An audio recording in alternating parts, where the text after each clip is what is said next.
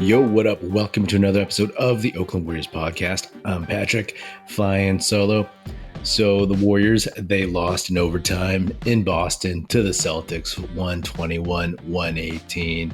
And man, I really wanted that one. It was tough because this felt like a game that the Warriors really wanted themselves. Steve Kerr played a really short rotation, especially in the second half down the stretch. And he played all his vets, all his starters, his core guys, a ton of minutes, right? There's a back-to-back in Cleveland. They're probably, getting ready to hop on the plane pretty soon. And Cleveland's obviously really good. So it's like they went all in on this one. And who knows what the minutes will be like, who's going to play, who's going to sit out against the Cavs. But, the Warriors 100% wanted this, and we all did too. And, it had the vibe of a game that the Warriors were managing really well. This was the end of the Warriors' 4-game winning streak against the Celtics, right? They won 3 in a row in the finals, and then they whooped them at Chase Center about a month and a half ago or something. And, it was a game that I wanted because the Warriors, in a way, had like this mental hold on the Celtics. And I don't necessarily think that's over per se, but this is one where, especially when Steph hit that crazy end of first half beyond half court on the other side of the mid-court logo, he swished that 3. I was like, okay, you could see the whole place deflate, right? I rewound that about 30 times into halftime because I was like just watching all the reactions around the stadium, on the bench, on the sidelines, on the baseline, all that stuff.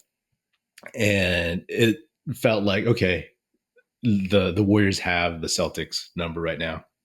But, it was one of those things where it's like, okay, let's see how they come out in the third quarter, right? Because traditionally, this Dynasty Warriors team has been excellent at putting teams away in the third quarter. This season, not so much, right? They've had trouble in a lot of the quarters, but in the third, they haven't had that real, killer instincts, like just push and just put a team away. And they didn't do that here, but they came out strong in the third quarter, right? And I was like, okay, they're managing this one. And as long as they keep that lead when they bring Steph in, then I like our chances, right? I will always, even on the road in a hostile environment like that against a team that is trying to prove a point, I will take those chances. But honestly, like the Warriors, it's rough. They just didn't close it out, right? In the last game against the Washington Wizards, right? It was almost the reverse of it. Against the Wizards, they didn't play well for most of the game. And then in the final 6 to 5 minutes against the Wizards, they just executed. This was kind of the reverse, and there were just too many turnovers. They went cold. Steph missed some clutch shots that you were just like, oh, these are daggers, right? Like these are the ones that you expect to go in. And it just didn't happen. And credit to Boston, they hit some big shots. Jaylen Brown finally hit a 3-pointer to send it to overtime. And, it's just how sometimes it goes, right? It's a make or miss league. And at the end of the game, the Warriors missed and the Celtics made shots, or should I say at the end of regulation. Also credit to the Celtics defense, right? There were at least I think Al Horford blocked Jordan Poole at the rim and Andrew Wiggins at the rim at least a total of 4 times.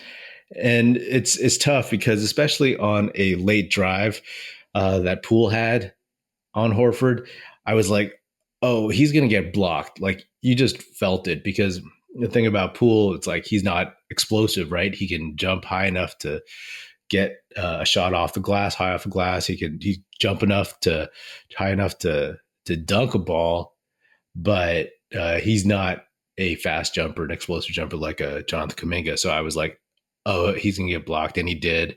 And also in overtime, it's like, the Celtics, they I guess had a burst of energy and they just jumped on the Warriors' first few possessions, and the Warriors made some mistakes there. And even though the Warriors battled back to get really close at the end to get within three, they just didn't execute enough to make it happen. And yeah, the Celtics hit some shots. A lot was made of the fact that the Warriors didn't have any like real bigs beyond Looney and Draymond, right? Who've obviously been taking the load for most of the season. And they don't have Kuminga, who should be coming back against Cleveland. They don't have Wiseman, who's still out for a while. And they should be getting JaMychal Green back. So you all know how important Kuminga is and how critical I think he is as a player, and how I think he's basically in this season is going to be part of like the quote unquote core seven of this team. He's a guy that they're not going to want to trade or ever think about trading at this point. And not having him just on defense and not having him active on the boards and really just getting into the paint, getting fouls on the other team. Don't get me wrong, like Looney and Draymond, they battled hard. Looney had 12 boards, 3 assists. Draymond, 13 boards, 9 assists, 11 points, almost a triple double. But against dudes like Al Horford and Rob Williams, who were both starting, and then if you have Kuminga to spell Draymond and Looney, then that's huge. Even if you have JaMychal Green out there to kind of just give Al Horford like an elbow to the rib cage or something, and then of course, like I think Wiseman, I want to see him play against Robert Williams. I just want to see it. And this would have been a good opportunity. I mean, the Warriors got killed on the boards, 63-47.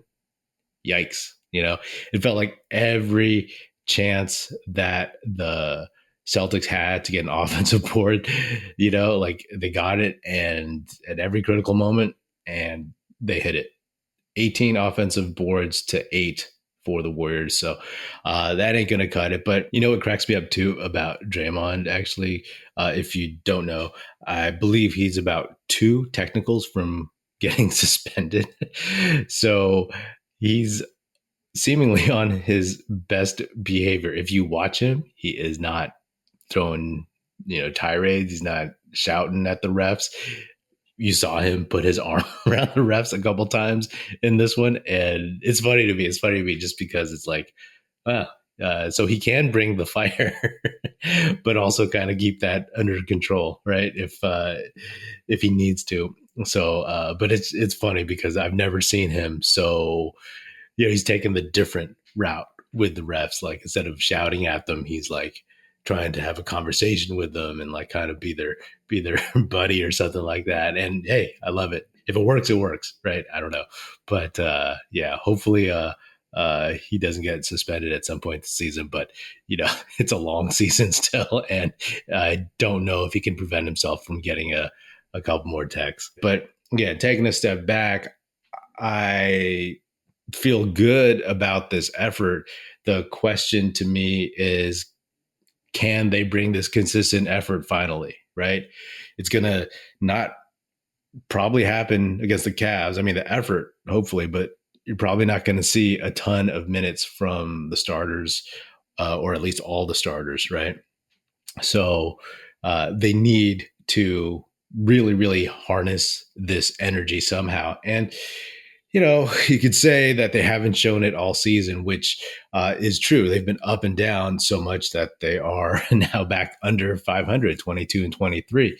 But that the core vets, the dynasty guys, the guys who go in the Hall of Fame, and then the guys who were there standing, playing the most minutes in the finals last year, that they can bring it. So I put my faith in that. I put my faith in getting Kuminga back, getting, a combination of Wiseman and JaMychal Green back. Obviously, I've leaned more towards Wiseman, but like I'm not going to guarantee anything with him since he's missed, 2 to 3 weeks. It feels like at this point. So just getting those dudes back and then making sure that you bring the right effort. That's it.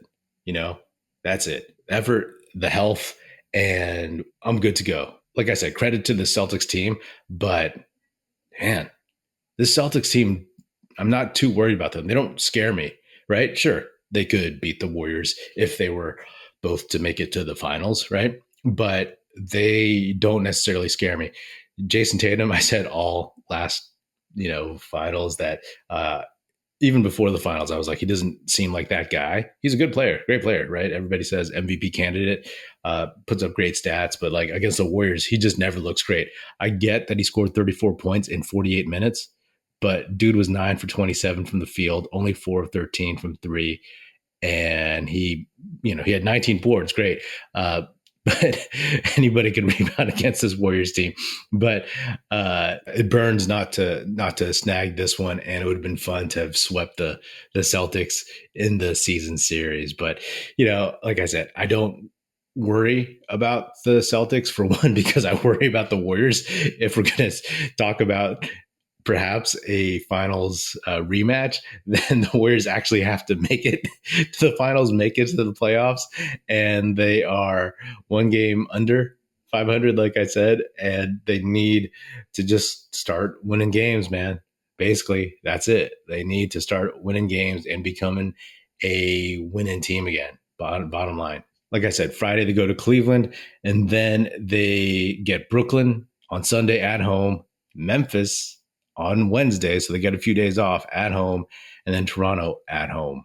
So, including tomorrow's game, that is a slate of teams, which, Kevin Durant is out, right, against Brooklyn. So, that you never want to see somebody get hurt like that, and you want to see the best competition, but that obviously helps the Warriors. And then Toronto is not having the best year, but they have talent. So like we can't take those games for granted because this Warrior team hasn't proven so far that they can just consistently get it done. And until they do that, it's going to be like, well, fool me once. Shame on you, fool me twice.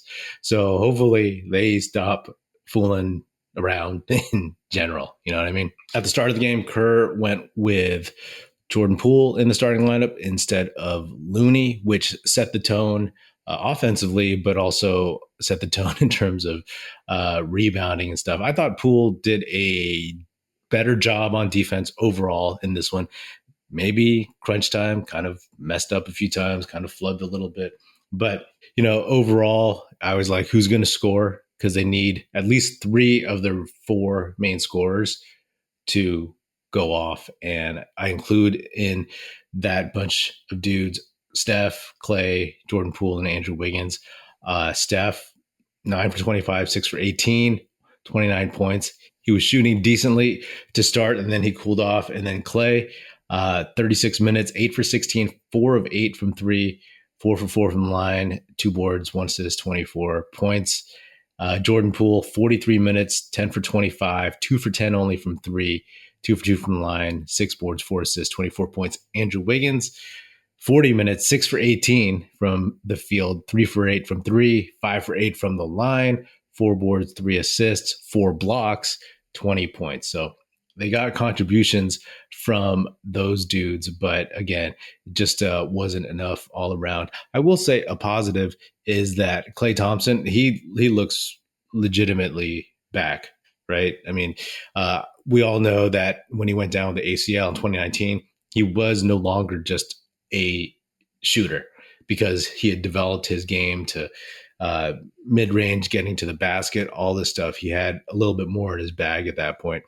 I don't necessarily think he could do all those things right now, but he is at least back to who he was. I'd say maybe not like athletically fully, but in terms of being like that knockdown shooter. I mean, when Klay gets the ball and he's going to shoot it, I think it's going in. Contrast that to like a month ago, especially early part of the season, he gets the ball and like, ooh,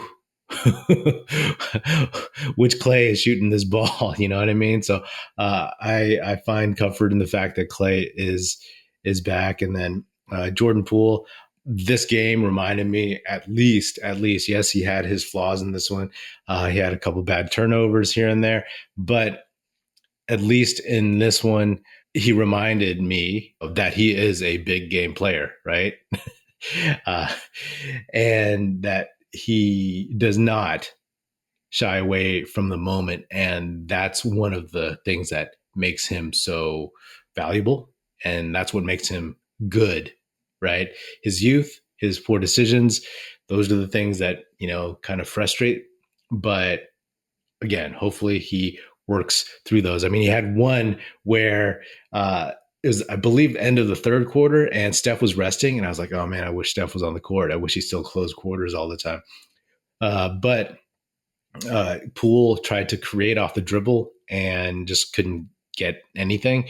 Whereas like Clay was open, and again, Clay was having the hot hand. He's the one that shot a legitimately good percentage in this one, and I'm like, man, Poole's just got to understand and remember that sometimes you can pass the ball when you're initiating the offense. You don't have to just take your man off the bounce. That's a decent positive. And then Andrew Wiggins, not shooting great.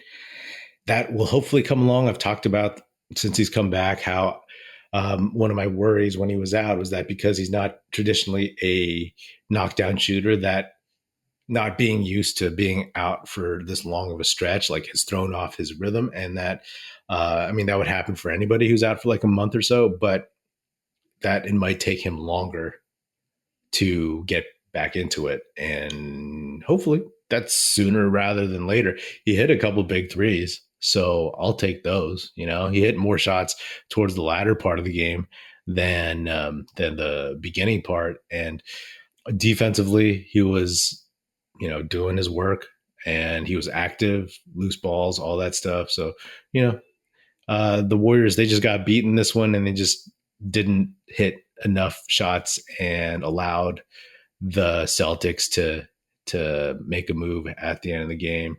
And you just hope that they can bottle this effort, this energy, and bring it with them to every game at this point. You know what I mean? But we'll see. Kerr only went 8 deep in this one. The other guys he did not play were only Patrick Baldwin Jr. and Moses Moody. So I guess he didn't have many options to begin with because Ty Jerome was in street clothes. I guess they're saving his two-way minutes. But either way, I'm glad that the real Warriors showed up. I'm bummed as heck that they lost, because not just losing to the Celtics, but they need wins. And I thought maybe this game would be a catalyst to some more wins, but who knows? Maybe they found something here, and maybe they can continue to bring it. But very curious about the Cavs game, who's going to play, and what it's going to potentially look like, because they might just rest the starters. You know what I mean? They might just rest those guys. I'm guessing Poole, because he's so young, he'll play. Wiggins, maybe, but he's coming off an injury still. Looney, he'll get minutes, right? Because he wants to keep his streak alive, but who knows how long he'll be out there. But